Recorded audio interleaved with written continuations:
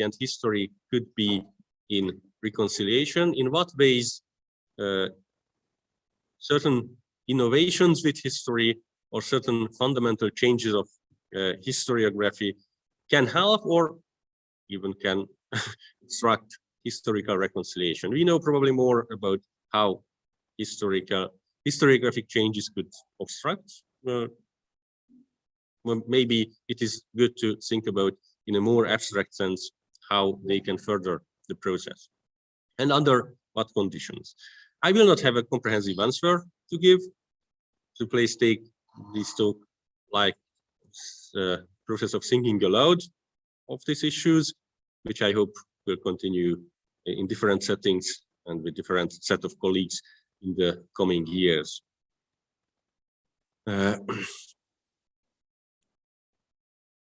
First, I think it's important to note again what we have heard in the previous talks as well, that historical reconciliation is, although history is there in the term, is primarily a political act and not the act of historians. In fact, if I take the case of Hungary, I can name quite a few of Slovak, Romanian, Slovenian, Croatian historians with whom I, as a Hungarian historian, do not need to reconcile myself or my historical writings, but no one would consider it as historical reconciliation. One of the reasons why simply cordial terms between historians or even acceptance of each other's results will not lead to historical reconciliation is that when we spoke of historical reconciliation, it's not exactly about historiography, but rather it pertains to the role of history in fostering a sense of community, which is very typical, and it is practically perennial, so to say. And specifically important for these cases of modern historical reconciliations, including the North Macedonia, Bulgaria case, is what role history played in fostering nationhood. A lot was said about the paradigm of national narratives as dominating history, or the implicit methodological nationalism of many historiographies.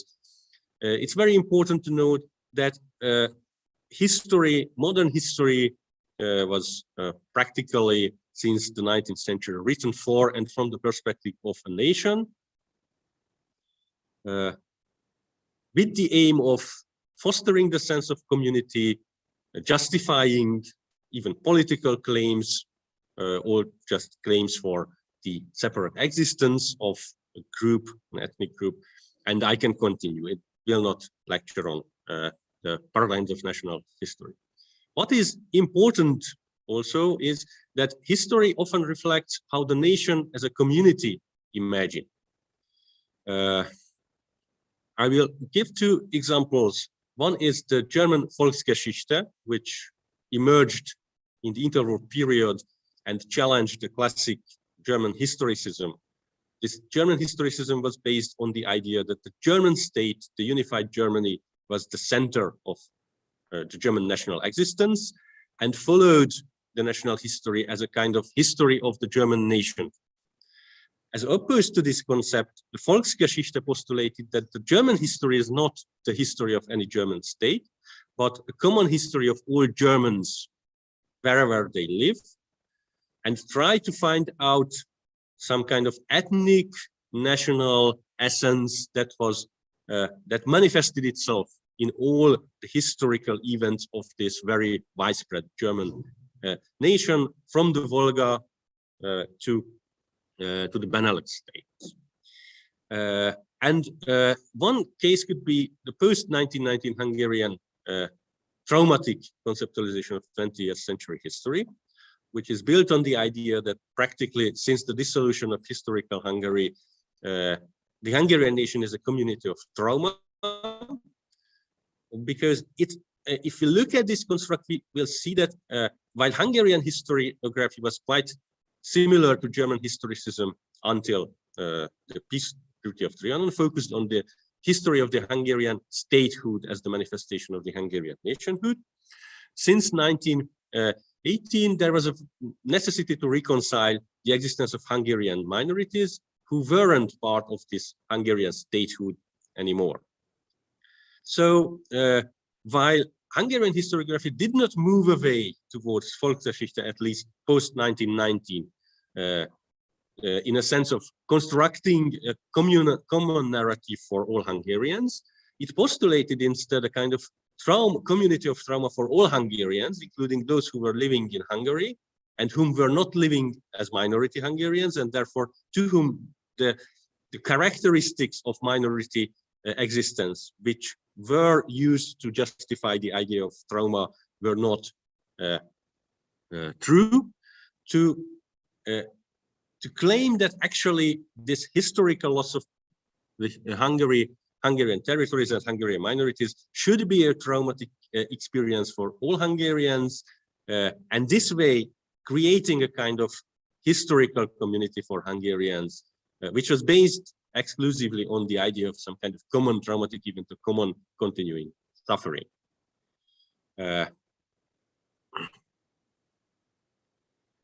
As history was very much about nationhood and also the politics of nationhood, it's hardly surprising that conflicts within history and conflicts over history are quite common in the modern era.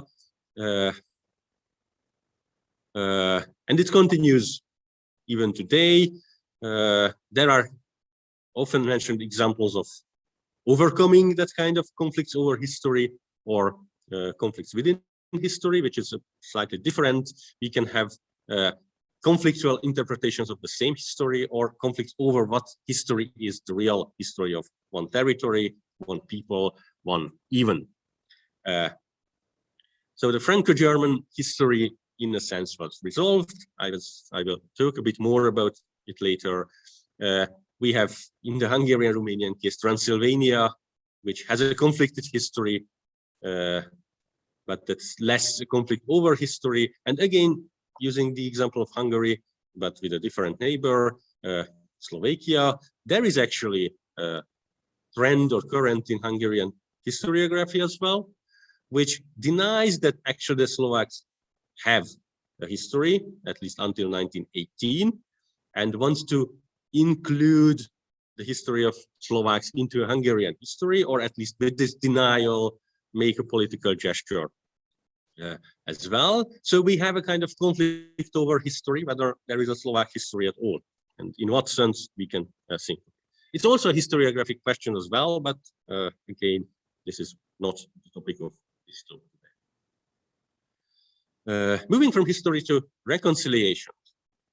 The first question I think we should answer, and again, this came out quite nicely from the previous talks, that do we really need history for historical reconciliation if it's a political act at all? Skepticism could be fueled by the fact that if we look at sociological surveys or sociological studies, there is not really strong correlation and some unilinear correlation between history, historical memory, historical knowledge, and nationalist political mobilization in a broad sense. Also, the social memory is really, one of the reasons is that social memory is really patchy. So even though people used to have graduated, at least in high school, from history, most people forget a lot, keep in mind only some certain events or certain basic facts. And historical sensitivity is usually rather weak. Some events, some historical references are important and significant, others not. So there could be a pragmatic answer that history isn't necessary at all for historical reconciliation, but I will argue against it, but not necessarily from a practical and more from a theoretical perspective. Because, and this is quite important, what the German word term describes, Geschichtskultur describes, so some general attitudes, the widespread use of history as a reference in certain social interactions and discourses, is actually something that is formed by education and socialization, whatever the concrete knowledge of people who form a society is.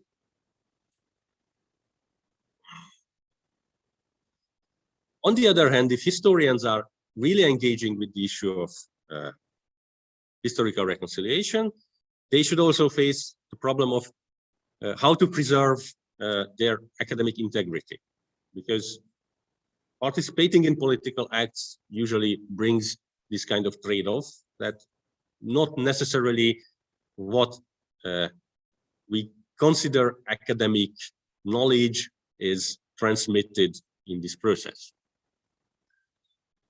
These are issues that we only have to face. I don't think that we will ever resolve these questions. What's more important for reconciliation is probably to think about models of reconciliations and their relation to something that I define historical revisionism, which is a turn in historiography which changes profoundly and fundamentally the way we understand the subject or historical period. And it is usually, but not necessarily, accompanied by a new method.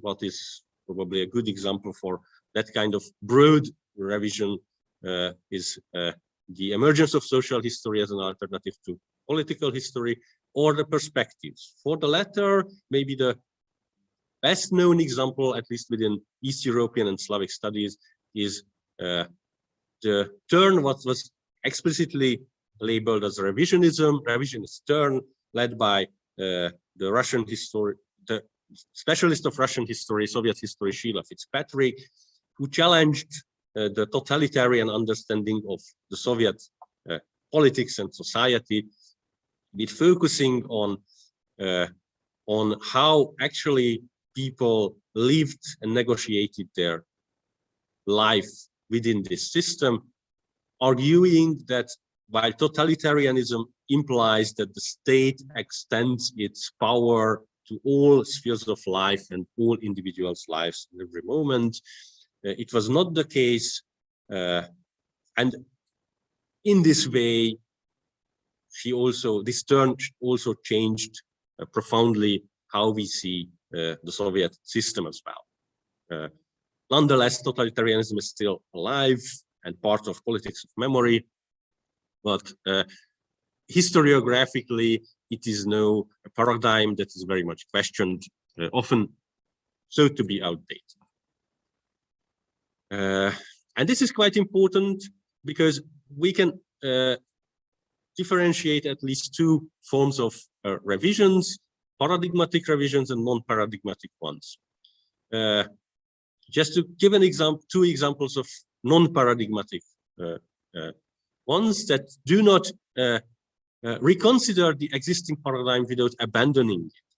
For example, Hungarian social and economic historian Béla Tomka quite recently argued that the economic history of post-Trianon Hungary was much less catastrophic as the traditional Hungarian historiography implies. The country preserved its central position in East Central Europe. Its companies fared relatively well, and especially the fact that the industrial basis of pre-First World War Hungary remained within the borders of New Hungary, the new borders of Hungary, gave it a better position for reconstruction and weathering the storms interwar period. So this interpretation doesn't really question and challenge the framing of economic history. It rather posits that how we interpreted this history wasn't right and correct. And another one could be a very recent book written by Emily Grebel, and this pertains to Macedonia and Bulgaria, much more. His title is Muslims and the Making of Modern Europe. And this book is explicitly about writing back into the European history of modernity, the 19th and 20th century Balkans, not as backward region, which is the typical and traditional understanding of the region, but as a source and influence for this emerging European modernity. Again, the basic paradigm that there is a European modernity and the 19th and 20th century history of the continent should be understood within these frames isn't questioned. What is changing, or what the argument wants to change, is how certain region within this framework is understood. And there are the new historical paradigms, probably Fitzpatrick's understanding and how he took on totalitarianism is one example, but we can list a lot, I think, when actually a new grand narrative emerges that is outside the scope of the existing one. They could exist parallelly as well, but global history, the recent decolonization, post-coloniality in Eastern Europe are also examples of this kind of paradigmatic change and revision of history. What these different types mean for historical reconciliation. Starting with non-paradigmatic reconciliation attempts, the most typical of these are what but it's exclusively my own label, what I try to interpret as a kind of empathic nationalist reconciliation, nationalist histories. Here, the Hungarian-Slovak or the Hungarian-Romanian case could be an example, not because there is any reconciliation there, but at least there were attempts since the 1990s to foster something. And the Hungarian-Slovak actually reached the phase of making a common textbook, which was edited and the manuscript finished, but for political reasons it and abandoned by the Hungarian government. Nevertheless, it's a good example of this empathic nationalism, because the key issue these national historiographies disagree on are the state and fate of the minorities in dualist Hungary and also in the successor states, and the dissolution of Hungary at the end of the First World War. And this dissolution is a good example because a good example of this kind of empathic nationalism, because in this regard, these reconciliation attempts always emphasize that there is no need to understand or interpret Trianon identically. It could be for the Hungarians a traumatic event, a catastrophe, but it could be a victorious moment and a glorious moment for non-Hungarians who got their new nation state with this piece of international law. What's important to accept and recognize that these are both valid perspectives on the same historical event. So the keywords are recognition, acknowledgement, acceptance, which is a bit resembling, I think, the resolution of traumatic events of personal biographies and psychiatry that way. But it still leaves two separate histories, and this is quite important, I think. Again, it was mentioned by the first talk here, that it also makes normative presumptions about what it means to be Hungarian in terms of understanding national history. So it presumes that all Hungarians naturally see Trianon as a catastrophe, and all Slovaks naturally see it as some kind of triumphal moment, the founding of the nation state. Doesn't leave any place for alternative understandings of history within that kind of national framing of history. Instead, it posits that we have these homogeneous, unified identities, communities of identities, nations. So preserving the national history is the basic framing. Accepting alternative interpretations and attitudes, values to the same event, but on the basis of a common recognition of nationalism as the crucial form of national identity for the community. It is more political than historical again. This Slovak-Hungarian textbook was actually rejected on the ground of a peer review from a historian who wasn't actually an expert of the Slovak history or the 19th century history or the history of minorities, but nevertheless was asked to write this review for the government, and on the ground of this very nationalistic review, in which the respective author even claimed that the Slovak doesn't even have a history before 1918, so therefore there shouldn't be a textbook there. It was abandoned by the Hungarian government. But the textbook simply would have put alongside each other texts from Slovak and Hungarian authors on the same period or on the same event, very well exemplifying this kind of parallel empathic acceptance of the perspective of the other. Looking for more paradigmatic reconciliations, in the Franco-German case, we can see that at least the subject of history has shifted from political to more structural issues.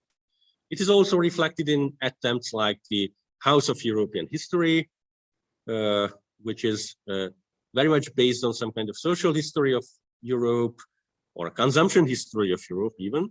One can find there very interesting exhibits on how the Viennese croissant became a French gourmet product, or the Frankfurter was also invented in Vienna.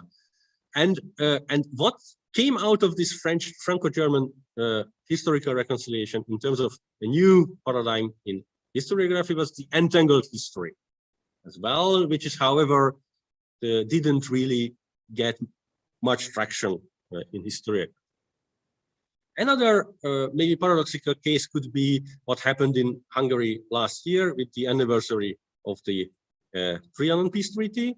The official commemorations actually attempted to reframe Trianon as a kind of common Central European traumatic event aligned with the post-colonial wave that was also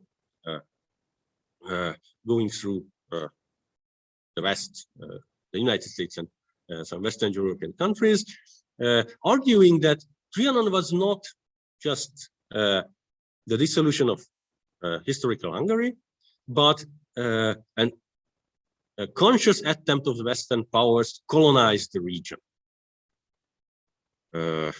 Whether it is acceptable for non-Hungarian audiences, that's a question, but nevertheless, at least it's interesting to see that there are even these attempts to use that kind of paradigmatic shift for very nationalistic purpose. Many paradigmatic reconciliations actually try to focus on commonalities and common experience. That means most often a kind of change of scale. This is that we can take as a kind of paradigmatic shift in these reconciliations. In East Central Europe, there are a lot of works going on local and regional stories, transitions, how events were experienced. The project I'm leading is trying to do the same. And what is important, that this diversity of experiences, if it is revealed, could loosen the idea of the internal unity of the national history, and through this loosening of the idea of the unity of the national history also contribute to the loosening of the idea of a homogeneous nation existing in the present. Just again, taking Trianon, it's actually not that uniformly seen within Hungarian society, but it's not really legitimate to speak of a different understanding for many reasons, revealing that even in 1920, 1925, people experienced differently what happened with Hungary, could help to give a voice to those who in the present doesn't really want to think of this event as a kind of ongoing and permanent trauma. Coming to the Balkans, and just to make it clear, I'm not a specialist in the area, so what I'm trying to do is rather thinking with the help of what I know, what I have learned, what could be something that could help thinking of a kind of paradigmatic shift without giving advices or advice or recommendation. The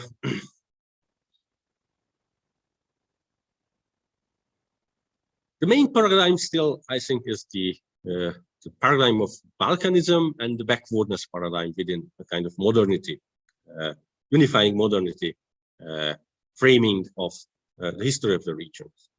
What I see, especially in late Ottoman studies, of which Emily Grebel's work I mentioned is one of the examples, that there is an argument appearing that the late Ottoman Empire was not just about backwardness, but attempts towards modernity. It had its own sources and resources to make these attempts, irrespective of whether they were successful or not. It had a lot of impact on how its own successor states operated, especially legal studies nowadays deal very much with how operative Ottoman law remained. The Ottoman law of the reform era remained in the successor states.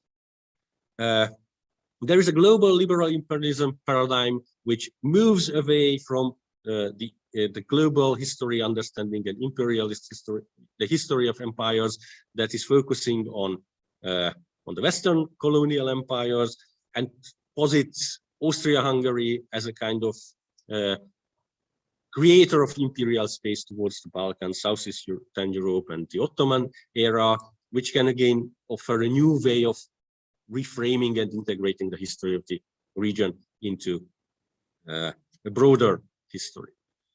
What's really important here, that most of these approaches center the agency of not states, not politicians, but other actors, individuals, small social units, small institutions.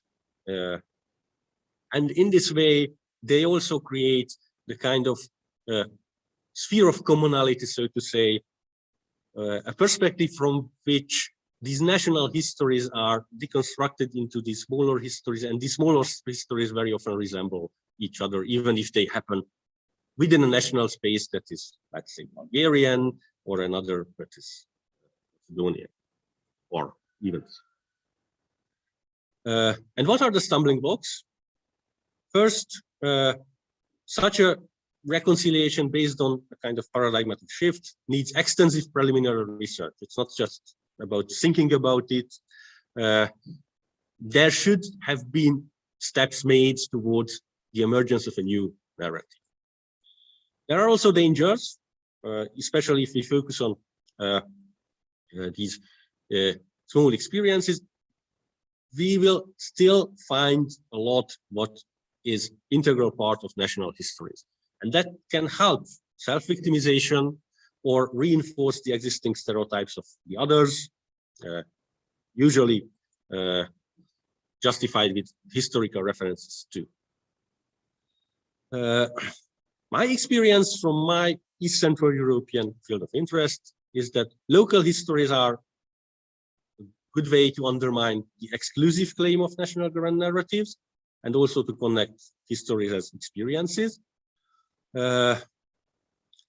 In this sense, the change of scale is one of the paradigmatic shifts, which helps to reveal diversity within the national history and reconnect commonalities transnationally, so to say. And what really should be avoided is to feed these experiences into the kind of memoriography instead of history, which is again taking distance from violence, conflict, and victimhood, which is a hard issue because, especially as we have heard from the second talk, it's also an important element of reconciliation. Very often reconciliation is necessary because there is some moral asymmetry postulated. And the most important goal of such a reconciliation, like the German-Polish reconciliation, was, in a sense, deliver a kind of moral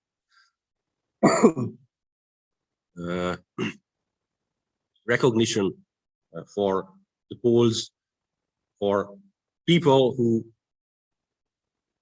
for whose families actually a certain period of the history of their country was a real traumatic event. Thank you very much.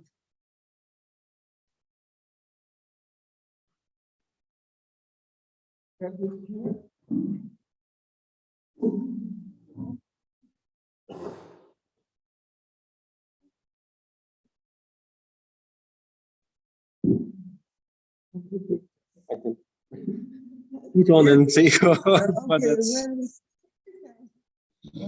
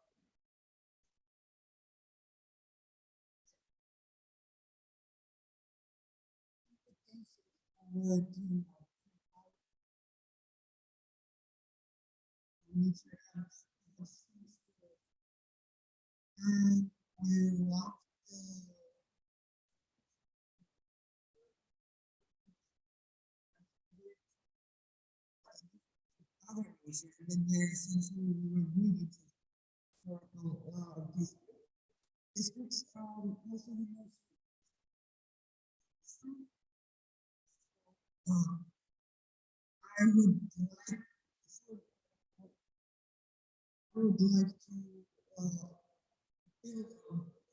to build this is around them. First, in our we are stuck with the commission, which is called the historical commission, which seems to believe that they can resolve historical issues or find one ultimate truth about system that we would all agree on. So, first of all, there is this idea of facts as static entities, phenomenal as static nature, that do not invite interpretation. If an interpretation, and let's say alternative interpretations are proposed by intellectuals like we're called postmodernism, to experiment with science, etc. So it's so far from the ruling academic and political discourse here to speak of, you know, this alternative approaches to history and the possibility of multiple truths, and the distinction between history and national narratives that you kept making is so alien to our commissions and to our public discourses, including the policymakers, decision makers themselves. It's almost impossible to kind of mainstream this type of discussion. So your presence here and your presentation of so many examples of this sort that have been solved through the approach that you talked about, and here is considered an experimental postmodernism, is helping, I believe, our public discourse by showing it that this is practically mainstream and has been European mainstream for quite a while now. whatever is called experimental postmodernism in our two societies, unfortunately, and by the members of the Commission as well. So maybe comment a bit more on the distinction between history and the national narrative. And one more thing, this type of discourse is impossible without embracing revisionism, or the possibility of revision, as something perfectly normal. Unfortunately, we have members of the Commission, at least on the Macedonian side, who scream in outrage, this is revisionism, whatever alternative interpretation is offered, as if revisionism itself was a slur, was a negative term, and once you utter it like an anathema, it's done, it's over. No further conversation is possible. So it's been very hard to, and we are talking about people with degrees in the West, in the UK, etc., and they're screaming revisionism, and they're members of the Commission. So what do we do in a situation when what is perfectly normal is called experimental postmodernism, and when we have a Commission where the experts scream as if it was a not bad, but an evil thing to be a revisionist.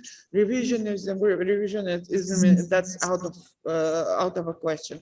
So how do we mainstream your approach to these societies which have this completely negative approach to whatever seems very natural to you? Well, so this is asking for an advice. Yeah. Yes. Well, it's a tough question for many reasons.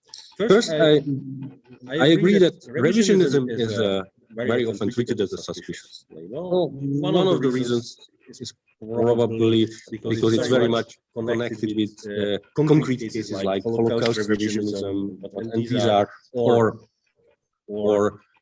very often it is attached to those attempts that want to move away from certain morality-based interpretations of history, like what is often called victimization, or the focus of victimhood on the victimhood of the nation, when it's actually very often about concrete victims of violence committed by states, certain parties, and it's morally easy to frame as a problematic issue. On the other hand, history is, in a sense, just about revisionism, because otherwise we would stuck with one ultimate historical narrative. We couldn't tell a different story. And many historians, maybe it's just a personal vanity that they don't want to tell the same story as another historian has already told. Always try to find something new. And this could happen two ways. You can find sources that weren't used and interpret within the same frame, or with the same interpretive strategy, or try to move away interpretation as well. Use these sources to reinterpret. And it's a very productive way of doing historical research. This is the one that generates those debates that finally ultimately change the understanding of history. But, and this is the problem, how to feed it into this kind of Geschichtskultur, so to say, of the society. Because even these classical national histories were actually transmitted to society with the means of the state, or institutions that were built with the help of these minority societies in empires, modeling the state institutions. Most importantly, the education, but also a lot of cultural institutions were served this goal as well. And while within these institutions, there was always some kind of dissent, debate, the new ideas started there. The most important institutions are relatively conservative. So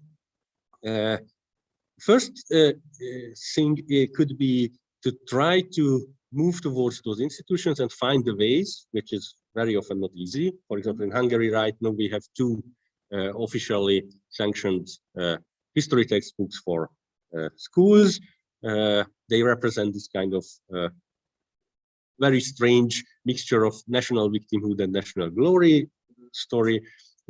And if anyone wants to do something different in the school, they had to find ways or had to make it extracurricular. And the other one is making society aware of this kind of plurality of historical interpretations, which is rarely happening. And not just in the sense that obviously many people has experiences with encountering people who has different views of historical events, but that it's actually inherent to history to have these kind of debates, alternative interpretations, because I certainly wouldn't use this term in the process, but it's epistemologically impossible to have the ultimate truth about history. So it's very hard, and we should also be innovative. And this is a sort of self-criticism. You see and so and see in Eastern European society, at least in Hungary, very clearly, that historical profession actually withdrew itself from the public for a very long time after the experience with communism. And now it's still reluctant to go out to embrace public history, to think of how what they do in historiography can be translated into a much more inclusive dialogue with society.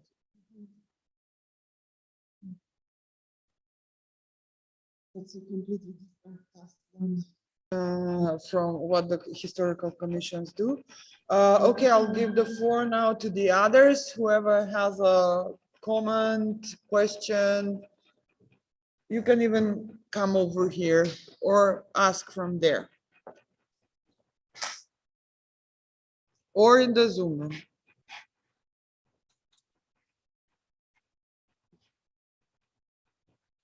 Sadly, we cannot see any comment on the YouTube channel, nor read from there.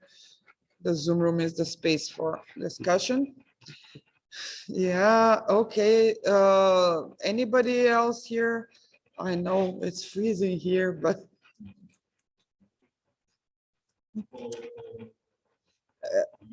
can they hear him, or should he come?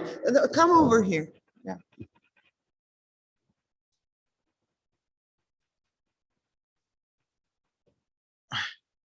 So yeah, first of all, Gábor, excellent as usual. My question is rather like shooting a little bit towards the Central Europe. Do you see there in the region of wider understanding of Central Europe the rather intellectual capacity to be more tolerant towards the sometimes very divergent tendencies? I mean, not the political, this is like the story, but the intellectual capacity to generate new ideas that would lead to greater reconciliation processes in the region. I'm relatively, probably unusually. Further this way. Okay. So I'm relatively and probably unusually optimistic, but that's just because maybe my professional echo chamber is very much tilting that way. What is important actually that to see how people who more or less share these kind of principles of historiography, so to say, and whose work also demonstrates kind of shift away from the national narratives, are also getting higher and higher in some cases in institutional. So the Czech Republic is actually a relatively good case. There are some institutions, most importantly the Masaryk Institute, where, for example, one of its leaders, Rudolf Kučera, is also internationally recognized expert, and he's all over exemplifies this kind of way.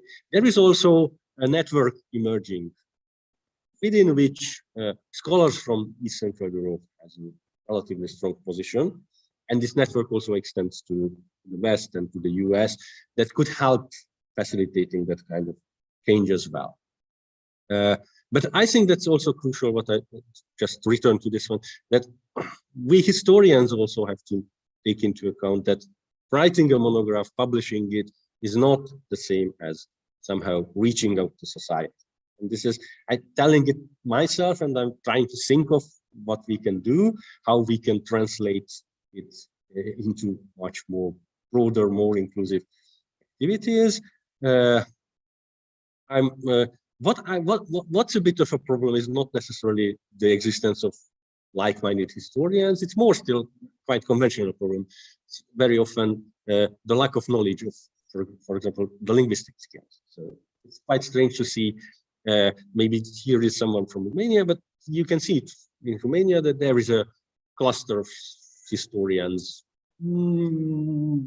younger than older ones, who are really close to this kind of thinking, and they still don't use Hungarian works, mostly because they don't necessarily have sufficient linguistics.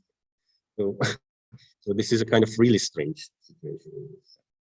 And the dialogue is impossible without really reading the other.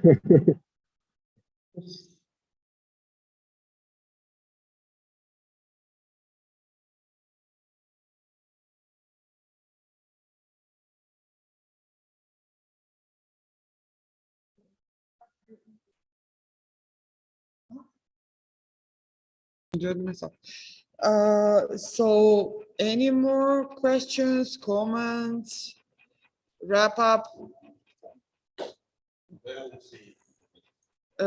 You want to say something? It seems that that camera is not working well, so from here.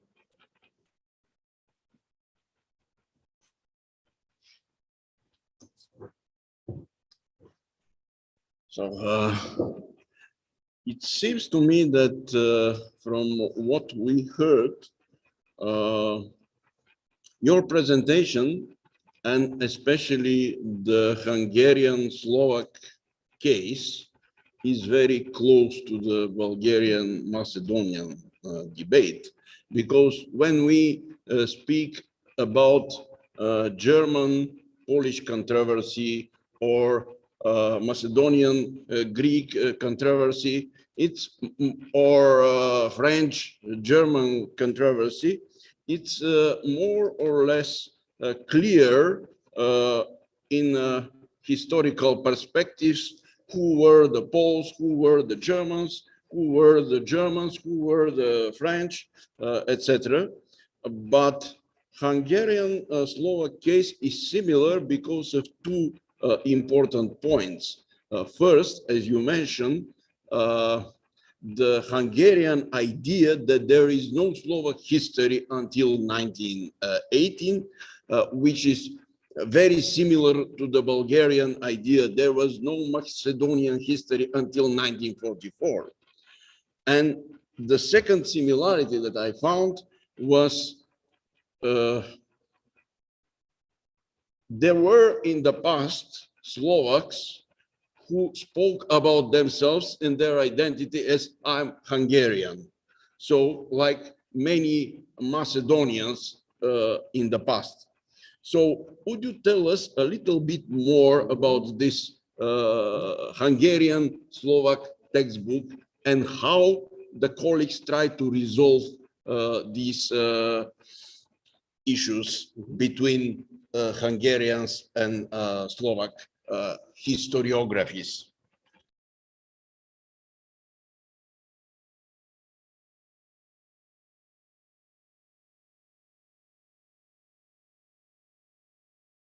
Oh, myself. Okay.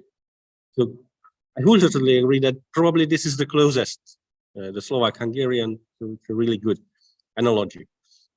The textbook itself was the idea, I think it came from, actually the idea came from the historians and not from politics, but they could sell it at that time for politics as well.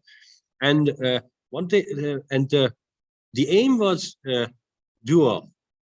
They aimed to create a textbook in which, if possible, co-authored chapters should figure, with the Hungarian and the Slovak scholar co-authoring one chapter.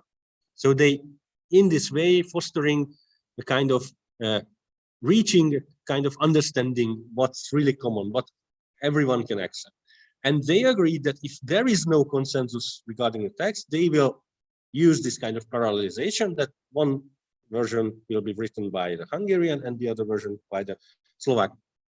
And it worked very well. So they produced the manuscript, it went through a review process, they had the publisher, and then came this idea of the then government, which is the present government, to ask for a last review from someone who was non-specialist and who came up with all these nationalist argumentations, who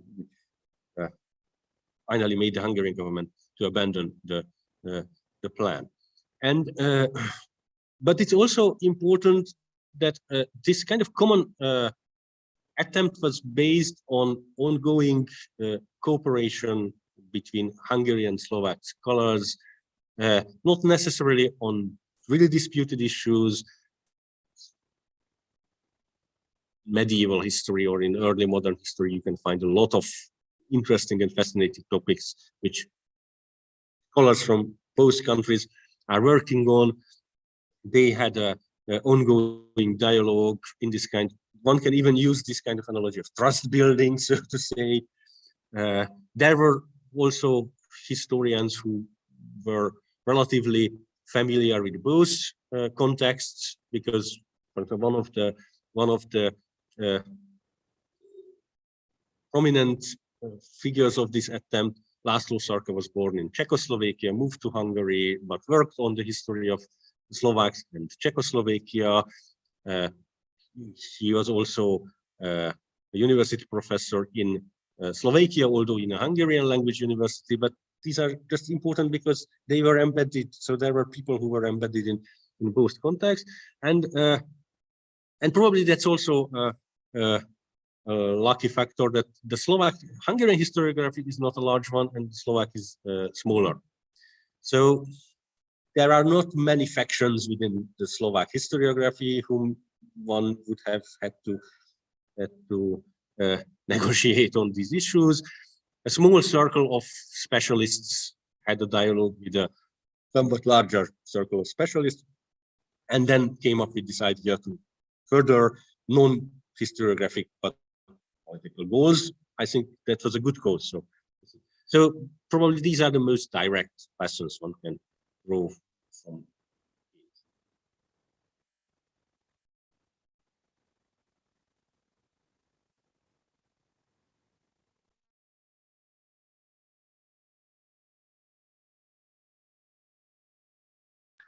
All right, so do we have any more questions, comments? We're about to wrap up.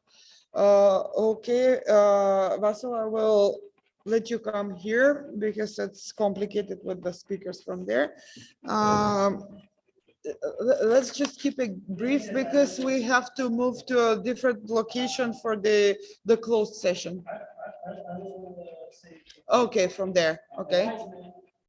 One said that if you want for a problem to not be solved for much further time in the future, then make a commission. One is look at this. A commission as a resolver, good thing or bad. So, my English is no, it's very clear. Good, I understand. No, I understand that. Yeah. You keep Yeah, it open. good I think we point. can use this. Oh, this one? No, that's fine. So I agree with the Weizmann. I can cite a lot of cases from my historical studies where it was quite clear that establishing. No, he's using this one. But I think so. Establishing a commission was just tactics of postponement. What is, I think, important to note regarding these commissions, that one of the reasons these commissions are established is often to diminish the public attention to the ongoing process, which could help. But on the other hand, it's again, I think, and this was one of my arguments in my talk, that without really having a kind of shift towards a new narrative, it's very hard to see how much that kind of reconciliation could work, where that the only real solution could be just putting alongside the different interpretations and acknowledging that these are alternative interpretations, especially in the case what you, Katarina, mentioned, that those who are tasked to do this reconciliation are also faithful to the idea of an ultimate historical truth, which doesn't allow for that kind of pragmatic solution that let's not resolve the case or the issue right now and let's work on it for a long time and don't make a kind of a political issue of it. But I think that even in this case, the final resolution, exactly because there is not much movement, as far as I know, seen on this ground, is a political one. It could either be postponing this solution and, most importantly, abandoning the idea that it must somehow be a condition of political acts, because history is not politics. This is very important. Mm-hmm. We can use it for many goals within society, but directly making it into politics makes history losing all of its essence.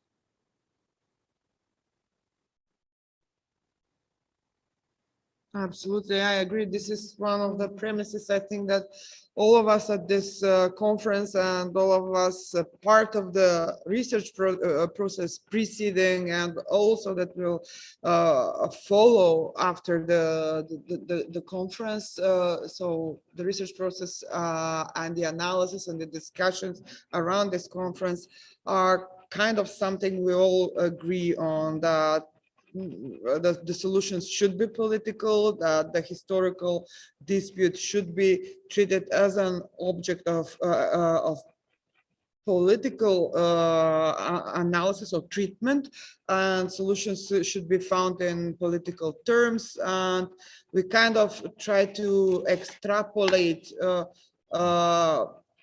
the core of the problem in terms of what Kostas Douzinas spoke about at the beginning, defining it primarily as intercultural conflict. So that's one of the premises, I believe, we're all, in a way, with all of our differences, of course, within the discussion here as part of this project, agree on. We will have to conclude now, I believe, because we have to move to the closed workshops. We're actually discussing where we will be actually discussing the problem matter at hand and try to imagine possible solutions that we will publish after this event. I'm just simply explaining the nature of the closed sessions. So we, the speakers and the panelists in the afternoon, will retreat in the library of the Institute. For now, this session will be closed. Tomorrow, we will again have public sessions. So keynotes from here, from the museum.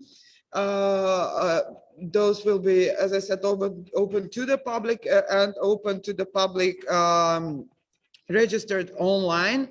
I still would like to appeal to those 100 and something people who registered to actually join the Zoom room in order to participate in the discussion. I know it's easier to follow online and just watch from there, but it would be good to have a bigger Zoom panel as well tomorrow.